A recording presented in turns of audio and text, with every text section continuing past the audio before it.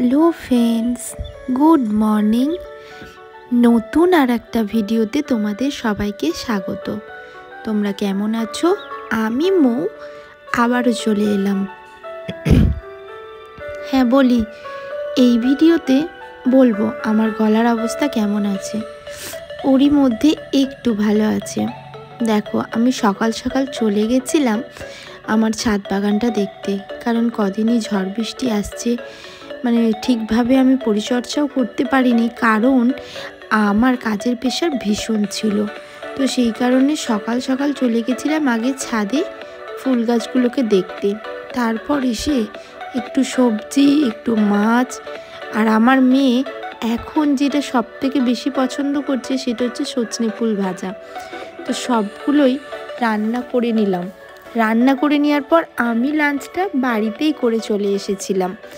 তারপর আমি পার্লারে চলে এলাম অটো করে, যেহেতু আজকে কর্তামশাই বাড়িতে ছিল না, তাই আজকে আমি অটো করেই চলে এসেছি পার্লারে। আর আমার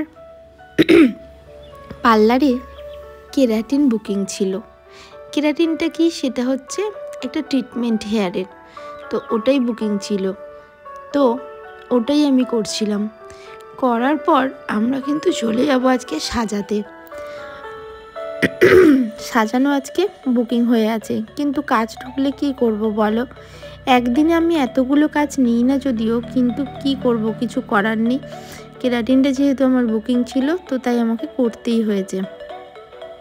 যাই হোক, তুমি দেখতে পেলে যে এখানে সঙ্গীতা আমাকে ফল কেটে দিচ্ছে। তো আমি ফলগুলো খেয়ে নিয়ে চটজলদি রেডি হয়ে নিচ্ছিলাম। রেডি সেদিনে কিন্তু আমি কোনো ফাউন্ডেশনও লাগাইনি, কোনো কিছুই আমি লাগাইনি, কারণ আমার ফাউন্ডেশনটা আমি যেটা ইউজ করি সেটা শেষ হয়ে গেছিলো, আর আমার পক্ষে নিতে যাওয়াটা এখন একদম পসিবল হচ্ছিল না। তাই আমি জাস্ট একটু টাচ আপ করে বেরিয়ে গেলাম, শুধুমাত্র অনলি ফর ময়েশ্চার আর সানস্ক্রিন ছিল। দেখো, এখানে চলে যাচ্ছি। চলে যেতে যেতে এই কুকুরটাকে রাস্তায় দেখলাম কি সুন্দর করে শুয়ে আছে। তাই আমি দেখে মনে মনে ভাবছিলাম যে কেউ একটা বাজে জায়গাতে শুয়ে আছে, তো ওটাই আমি দেখে ভাবছিলাম। তো লোকেশানে পৌঁছে গেছি, তোমরা দেখতে পাচ্ছ।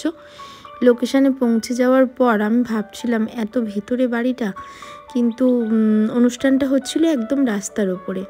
তো আমি ওখানে যথারীতি গিয়ে কাজ শুরু করে দিয়েছিলাম, কারণ যেহেতু আমার একটু যেতে যেতে দেরি হয়ে গেছিলো, 4টে বেজে গেছিলো, যেখানে আমার 3টে ওখানে পৌঁছানোর কথা ছিল। তাই কাজ করতে করতে আমার অনেকটা দেরি হয়ে গেছিলো। আমি গিয়ে ওখানে ঝটপট কাজ শুরু করে দিয়েছি।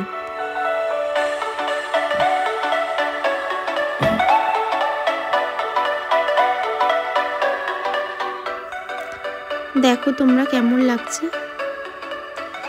আমার ব্রাইড তো খুব পছন্দ করেছে। আর এই যে এখানে দাদা এসেছিলো, দাদাকে দেখাতে যাচ্ছিলাম। তো দাদা তো পরেই যাচ্ছিলেন। তো দাদাকে আমি জিজ্ঞেস করলাম যে কেমন লাগছে, তো দাদা আমাকে বলল খুবই সুন্দর।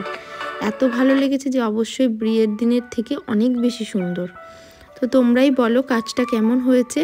তাড়াতাড়ি করে এসে খুব চটজলদি একটা কাজ। আর এই যে আমার লোকজন সমস্ত কিছুটা রেডি করে নিচ্ছিল বাড়ি যাওয়ার প্রিপারেশনের জন্য। আর এই ছিল আমার ব্রাইডের বানটা। দেখো, হেয়ার বানটাও কত সুন্দর হয়েছে। ব্রাইডকে এত মিষ্টি লাগছিল যে ওরা অনেকবার রিভিউ দিয়েছে, অনেক সুন্দর বলেছে। ব্যাস এইটুকুনি পাওনা। এত কষ্ট করে একটা কাজ করার এটাই হচ্ছে সব থেকে বড় পাওনা, সব থেকে বড় মুহূর্ত, যে হ্যাঁ ওনাদের পছন্দ হয়েছে, ওনারা খুশি হয়েছেন। আর তো কিছু পাওয়ার নেই, কাজ তো কম বেশি সবাই করছে, সেই রকমভাবে আর কিছু পাওয়ার নেই। কারণ কাস্টমার খুশি, যাকে সাজিয়েছি সে খুশি, তার ফ্যামিলি খুশি, সবাই খুশি হলে আমরাও খুশি। ওনারা কিন্তু অনেকবার আমাদেরকে বলেছিলেন যে কিছু খেয়ে যাওয়ার জন্য। আমরা এত তাড়াই ছিলাম যে কিছু খেতে পারিনি, তাই ওনারা এত রিকোয়েস্ট করেছেন, একটুখানি ফুচকা খেতে বাধ্য হয়েছিলাম। আমার একটু ইচ্ছা ছিল কফি খাওয়ার, কিন্তু কফি তো যেহেতু ওই মুহূর্তে চালু হয়নি, আমরা অনেকটা ফাস্ট বেরিয়েছিলাম, তো তাই ফুচকাটাই ওনাদের রিকোয়েস্টে খেয়েছিলাম। ভীষণ ভালো হয়েছে ফুচকাটা খেতে। আমরা খুব সুন্দর করে মন ভরে খেয়েওছি ফুচকাটা।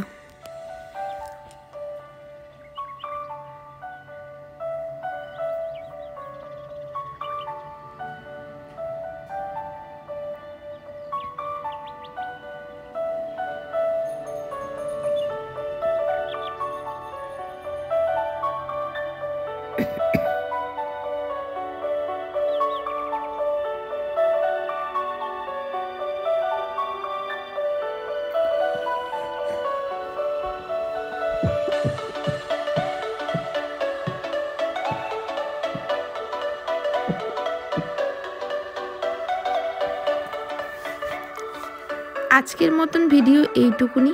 পরের ভিডিওটা দেখা হচ্ছে, ততক্ষণের জন্য টাটা।